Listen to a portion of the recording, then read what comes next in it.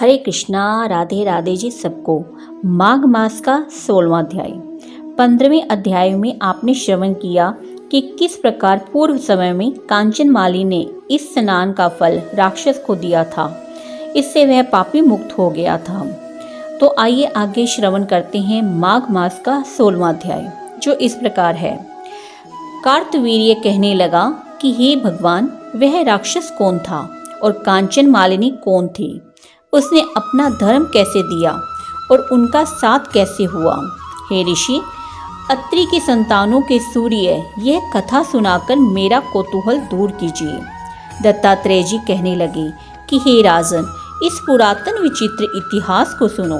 कांचनमालिनी नाम की एक सुंदर अप्सरा थी, जो माघ मास में प्रयाग में स्नान करके कैलाश पर जा रही थी। तब उसको मार्ग में जाते हुए हिमालय की कुंज से एक घोर राक्षस ने देखा।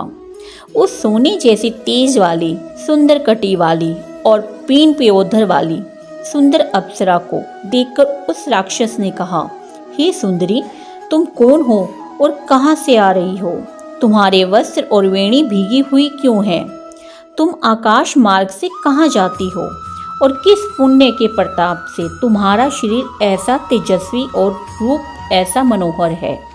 तुम्हारे गीले वस्त्र से मेरे मस्तक पर गिरे हुए एक बूंद जल से मेरे क्रूर मन को एकदम शांति प्राप्त हो गई। इसका क्या कारण है? इस जल की क्या महिमा है? तुम बड़ी शीलवती प्रतीत होती हो, इसका कारण मुझसे कहिए। अप्सरा ने कहा कि हे राक्षस, सुनो, मैं काम रूपिणी अप्सरा हूँ। मैं प्रयाग में संगम से स्नान करके आ रही हूँ। इसी से मेरे वस्त्र भीगे हैं। अब कैलाश पर जा रही हूँ, जहाँ पर श्री शिव निवास करते हैं। त्रिवेणी के जल से मेरी सब क्रूरता दूर हो गई, जिसके पुण्य के प्रभाव से मैं इतनी सुंदर और पार्वती जी की प्रिय सखी हुई। सो आश्चर्य देने वाला उदाहरण मुझसे ब्रह्मा जी ने कहा था। सो सुना, मैं कलिंग देश के राजा की वेश्या थी। रूप, लावण्य और सुंदरता में अपूर्व थी। मेरी सुंदरता पर सारा नगर मोहित था और मैंने अनेकों प्रकार के भोग भोगे। अनेक प्रकार के वस्त्र और आभूषणों की घर में कोई कमी नहीं थी। कई कामी पुरुष आपस में स्पर्धा से ही मृत्यु को प्राप्त हो गए। इस तरह उस नगर में बड़ी सुंदरता से यौवन व्यतीत हुआ और मैं वृद्धावस्था को प्राप्त हो गई।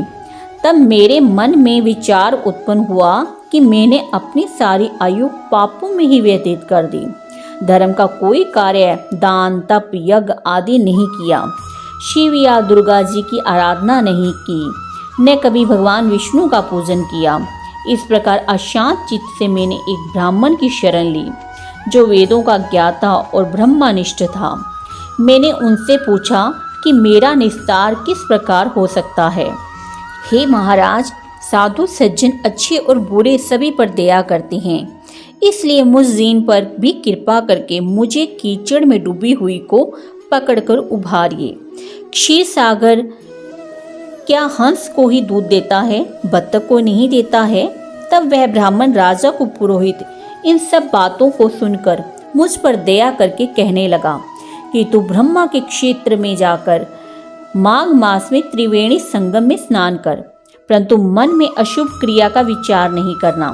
पापों के नाश के लिए महर्षि ने तीर्थ स्नान से अधिक और कोई प्रायश्चित नहीं बतलाया।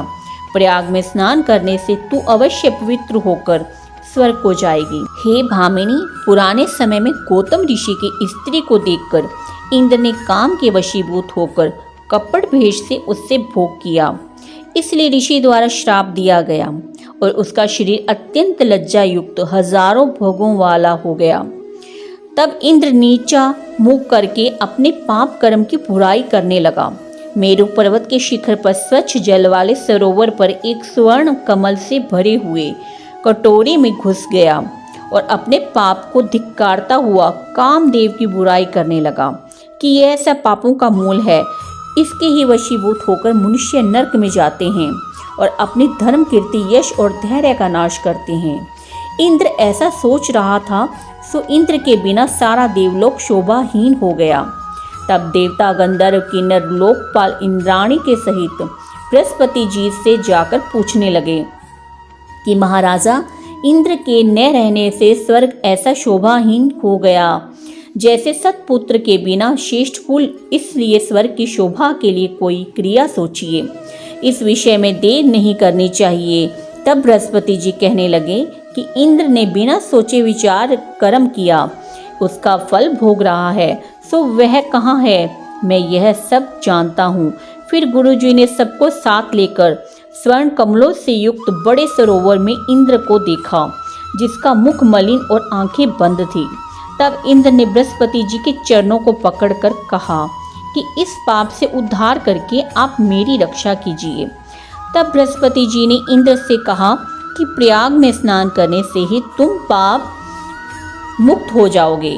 तब इंद्र सहित सबने ही प्रयाग में जाकर संगम में स्नान किया और त्रिवेणी स्नान से इंद्र पाप मुक्त हो गए। तब बृहस्पति जी ने इंद्र को वरदान दिया कि तुम्हारे शरीर में जितने भग हैं सब नेत्र हो जाएंगे। तब इंद्र ब्राह्मण के वर से हजारों नेत्र से ऐसा सुशोभित हुआ जैसे मानसरोवर में कमल शोभायमान होता है। इसी प्रकार जो मनुष्य माघ मास में इस महात्म्य को पढ़ता या सुनता है तथा उपरोक्त रीति से उद्यापन करता है, तो इस व्रत व उद्यापन से कुल से 7 जन्मों के किए गए संपूर्ण पाप नष्ट हो जाते हैं। उस मनुष्य को सुख संपत्ति एवं सौभाग्य की प्राप्ति होती है तथा उसके सभी सकल मनोरथ सिद्ध हो जाते हैं। इसी के साथ यह अध्याय समाप्त होता है। हरि बोल, हरि बोल, हरि बोल।